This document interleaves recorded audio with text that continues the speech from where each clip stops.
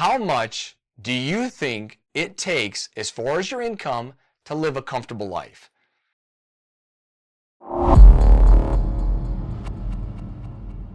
Now, we're going to dive into all of that to kind of break this down a little bit to figure out what does it actually take in order to live a comfortable life. Now, I know the person I've got behind me will probably be a little bit distracting for some of you. He's here really in support of the channel, and hopefully he ends up subscribing. I don't know if he will, but I'll ask you, please, if you will, subscribe to the channel. If you're watching this on YouTube, if you're watching this on social media, please, like it, share it if you will. But for those who are watching this on YouTube, please, I would love it if you guys ended up subscribing. This channel is all about real estate, the economy, and the like. Okay, let's get into this as to figuring out what does it take in order to live a comfortable life. So I ask this question because there was an article that was written in the Las Vegas Review-Journal talking about this very thing, and it got me thinking, what amount would it take in order to live a comfortable life? So I know that question drums up a lot of images that come to mind, as to what that would end up looking like. And it's different for everybody. I mean, we tend to compare ourselves to people all the time based off of their lifestyle and think, man, it would be nice to have what they have, or at least to make the income that they make. I want you guys, I just want to ask you a quick question. What do you think it would take as far as your income in order to live a comfortable life? What does it mean to live a comfortable life? I mean, the answer to this question, I believe, is extremely important. I mean, it's important because so many will end up defining a comfortable life completely differently.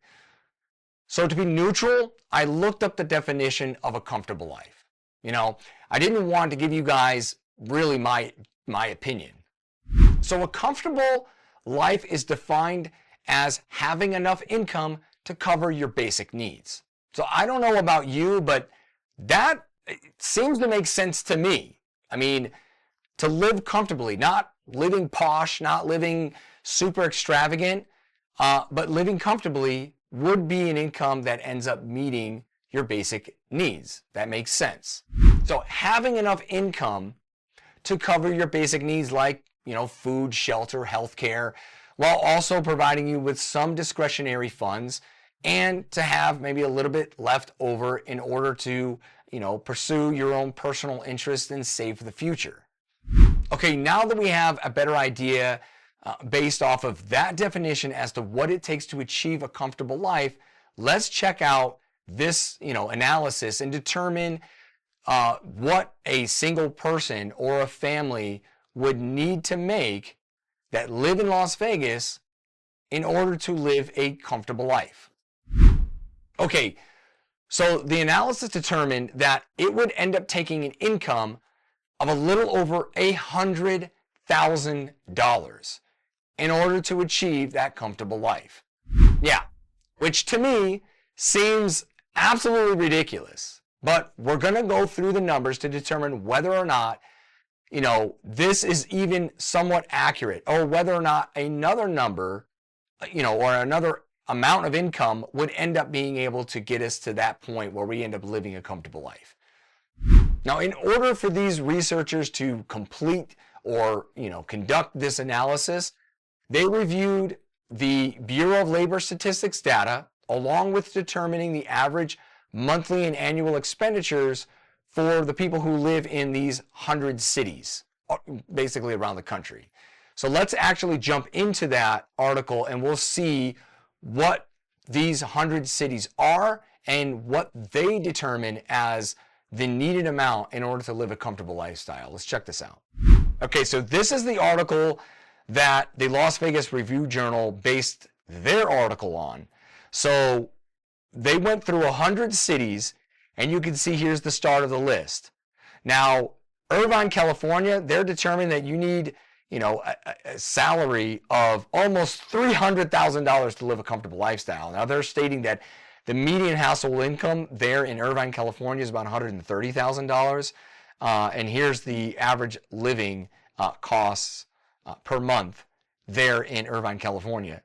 I mean, $300,000. And this is for, again, a single person. Wow. Now, for those of you who live in these various different cities, check these numbers out. Of course, I'll leave a description, a link to, to this in the description. But wow, I mean, Los Angeles, $186,000.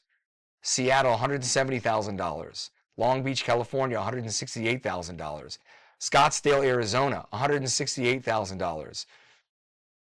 Man, oh man, this is really nice income. Boston, $155,000. Washington, D.C., $144,000. Miami, $134,000. Riverside, California, $132,000. Denver, $120,000. And we can go on and on and on and on and on and on. But this is just to kind of give you guys an idea as to what this article, thinks it's needed, the income needed in order to live a comfortable lifestyle. One of the other things that these researchers also ended up using to determine all of this, and I don't know if you guys have heard of this before, is the 50-30-20 budgeting rule. I've never really heard of it until now, but I looked into it, so I'm going to kind of give you guys a brief, overview of what this, looks like. So the 50-30-20 rule, for those who don't know, is a metric to help basically you budget your expenses. Now understand that I'm not suggesting that you use this budgeting rule, but my suggestion is simple. If you're going to budget your money, just try to reduce your expenses as much as possible, regardless of your income. All right? So forget using percentages. Now, this is just my advice. Don't use percentages to determine your budget. Okay? I think using percentages is a bad way for you to budget your expenses on an individual basis, because you could really end up spending more than you need to, or more than you should. Just to put that out there. So what does this budget suggest? I mean, how does it break down? So this rule provides a way of categorizing your spending, allocating 50%, that 50, 50-30-20, that 50% of your income towards needs. This would be like your housing, your rent, or your mortgage payment, your car payments, groceries, insurance, healthcare, utility bills. So that's the 50%. The 30% goes towards your wants, meaning things that are just completely discretionary, like, your clothing or unnecessary clothing, dining out, tickets to events, vacations, non-essential travel, etc., etc. And then the remaining 20% goes towards like savings and retirement, investing your income, that 20%. So that's how that 50-30-20 budgeting rule breaks down. Now, the research states that the median household income in Las Vegas is $70,000, a little over $70,000, and the average monthly cost of living is about $4,200 a month. Now, I checked into this myself just to see if it's accurate, and yes, it is accurate. Now, I got this information, which I believe they're getting their information, their complete information, from the U.S. Census data. Now, according to the U.S. Census data, this is correct. So the U.S. Census data also states that the per capita income, or the income made by, an individual per person in Las Vegas, was a little over $38,000 in the year of 2023. The median household income for the U.S., it's $80,000 in 2023. And the median per capita income, meaning per person in the U.S., was $43,000.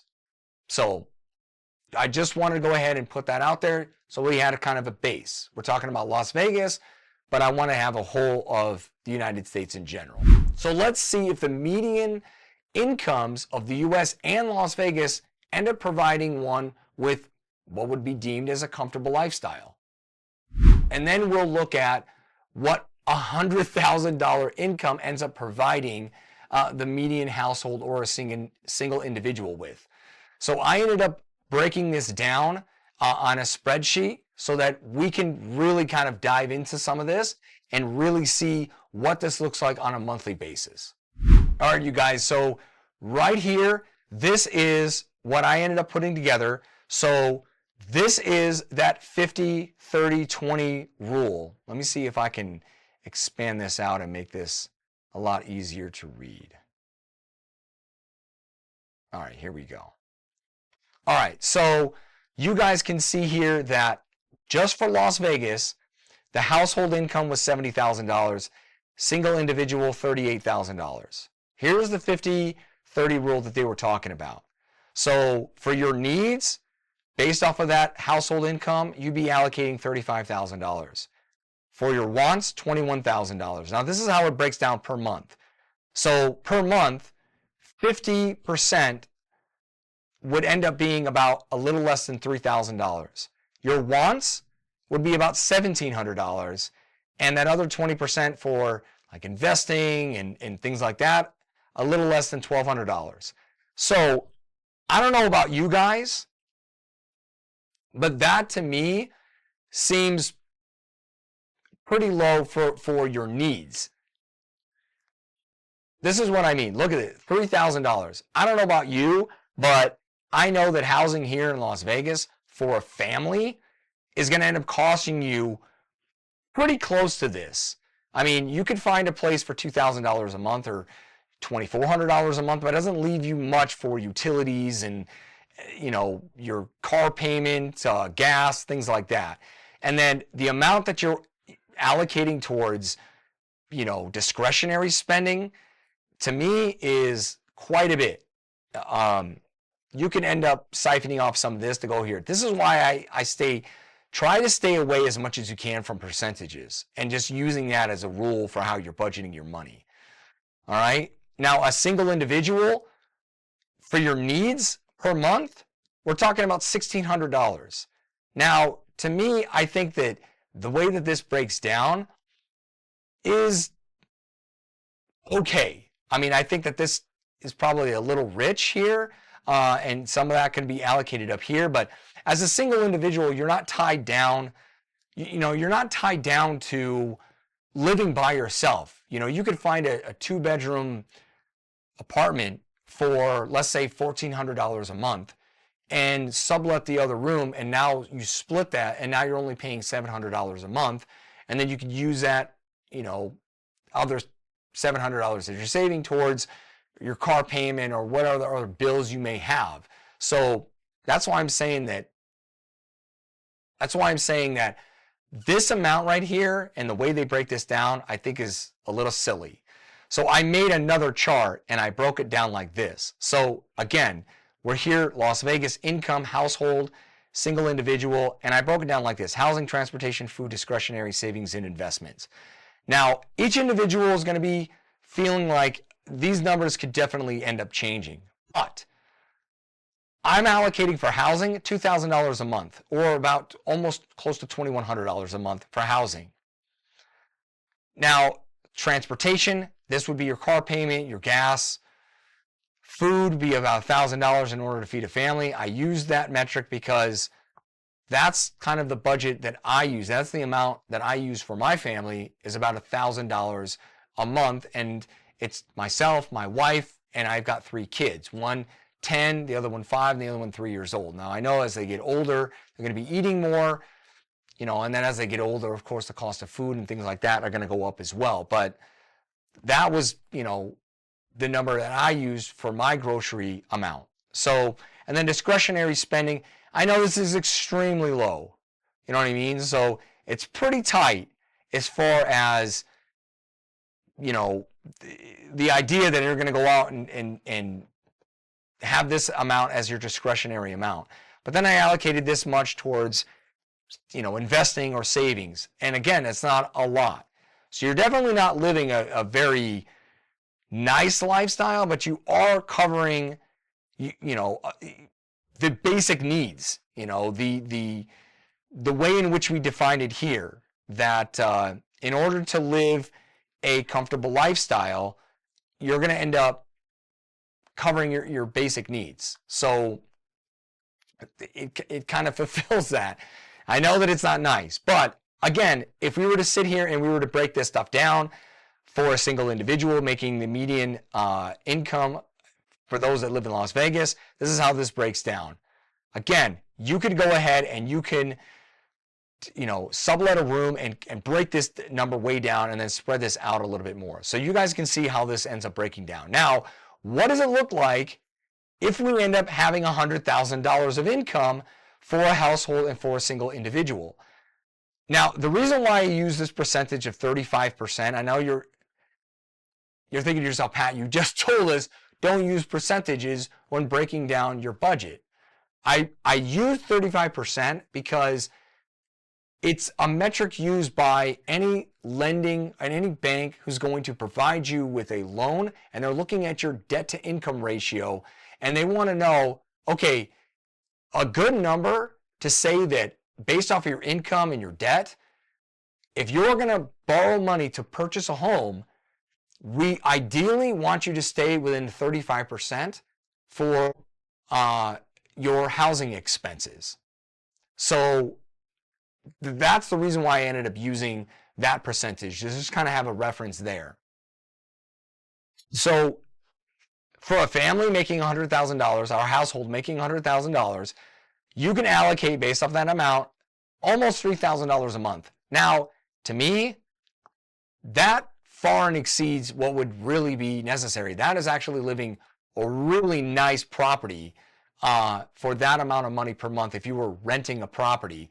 Now, if you were purchasing a property, I know that interest rates affect everything, so that may end up, thwarting the numbers, but, I think that this is going to end up giving you a really nice place to stay, so you could probably dial that back a little bit. But transportation, about $800 per month. Food, I bumped this up a little bit to $1,200, and discretionary spending about $550. Now, again, if you were to bring this down and add some here, you could spread this out a little bit. And then allocating about a little over $300 towards savings and investing.